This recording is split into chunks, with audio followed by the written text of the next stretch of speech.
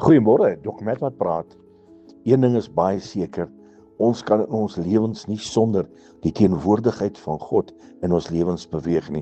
As Jesus nie teenwoordig is nie, hy wat in ons woon, as hy nie deel is van ons daaglikse handel en wandel nie, kan ons verseker 'n gemors maak van ons lewe.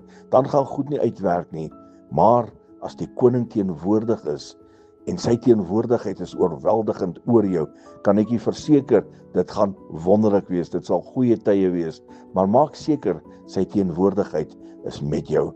Moenie wegdwaal van die kruis af nie, moenie wegdwaal van die koning af nie, moenie doen wat verkeerd is in die oë van die Here nie, maar bly by sy voete, bly in sy teenwoordigheid, dat hy wat alom teenwoordig is, dat hy met jou sal wees, oor jou sal wees, en dat sy soete gees deur jou sal vloei. Hoe wonderlik is dit nie, om te weet dat hy elke oomblik met ons is, ons beskermheer, ons bewaarder, ons redder, ons heiland, ons geneesheer, en bovenal ons beste vriend. My liewe vriend, dis lekker om die koning van konings te ken, en om te dien. Herlewingsgroete.